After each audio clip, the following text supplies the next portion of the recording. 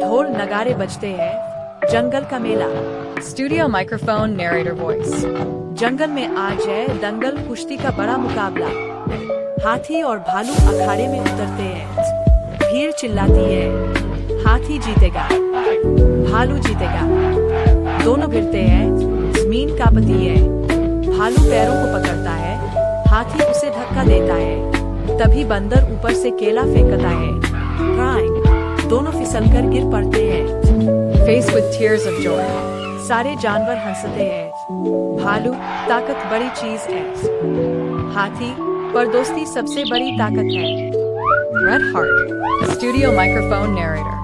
जंगल के दंगल की असली जीत दोस्ती की। जंगल में एक ताकतवर गोरिल्ला रहता था। एक दिन जंगल में भयानक आग लग गई। सारे जानवर डरकर भागने लगे, लेकिन गोरिल्ला ने हिम्मत नहीं हारी। उसने बड़े बड़े पेड़ों को गिराकर रास्ता बनाया। उसने नदी से पानी लाकर आग बुझाना शुरू किया। धीरे धीरे जानवर भी उसकी मदद करने लगे। मिलजुल कर सबने आग पर काबू पा लिया। जानवर खुशी से बोले, ये सिर्फ गोरिल्ला नहीं, हमारा जंगल का हीरो है।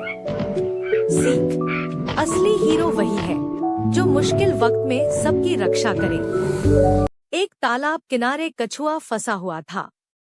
गांव का रामू आया और उसे बचाकर पानी में छोड़ दिया। ये देखकर झाड़ियों में बैठा सांप बोला, क्यों इस छोटे को बचाया? रामू मुस्कुराकर बोला, कमजोर की मदद करना ही सबसे बड़ी ताकत है। सांप कुछ देर सोचता रहा और बोला, आज से मैं भी इस तालाब की रक्षा करूंगा। तीनों साथ मिलकर दोस्त बन गए, इंसान, सांप और कछुआ। सीख, डराने से नहीं, मदद। एक लड़का हर दिन बस 1 किलोमीटर दौड़ता था। लोग हंसते और कहते, इतना कम दौड़कर क्या मिलेगा? लेकिन वो रोज थोड़ा थोड़ा बढ़ाता गया, 2, 3, 5 और फिर 10 किलोमीटर। कुछ साल बाद वही लड़का मैराथन चैंपियन बना। सीख, बड़ी जीत एक छोटे कदम। एक छोटा सा बिच्छू जंगल में रहता था। सब जानवर उससे डरते और कहते, ये तो हमेशा डंक मारता है। लेकिन बिच्छू सोचता, क्या कोई मुझे समझेगा? एक दिन नदी के किनारे आग लग गई। सारे जानवर भागने लगे, पर एक छोटा खरगोश फंस गया। बिच्छू ने हिम्मत दिखाई और अपने डंक से पेड़ की डाल काटी। डाल गिरकर पुल बन गई और खरगोश बच निकला। सब जानवर हैरान रह गए, बिच्छू हीरो बन गया। बिच्छू मुस्कुराया, डंक बुरा नहीं, अगर किसी की मदद में लगे तो। एक गांव में गोलू नाम का एक बच्चा रहता था। गोलू को समोसे बहुत पसंद थे। वो रोज सपना देखता, काश एक दिन मुझे सबसे बड़ा समोसा मिले। एक दिन गांव में मेले की तैयारी हुई। मेले में एक जादुई बावर्ची आया, जिसके पास जादू की कढ़ाई थी। उसने कहा, आज मैं ऐसा समोसा बनाऊंगा जो पूरे गांव को खिला सके। कढ़ाई में आलू, मटर, मसाले और आटा डाला गया। धीरे धीरे उस समोसे का आकार बढ़ता गया।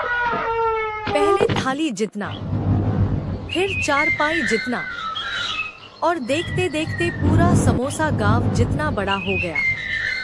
सारे गांव वाले इकट्ठा होकर हंसते गाते हुए उस समोसे को खाने लगे। गोलू बोला, ये मेरी जिंदगी का सबसे मजेदार दिन है। एक नदी के किनारे एक छोटा सा केकड़ा रहता था।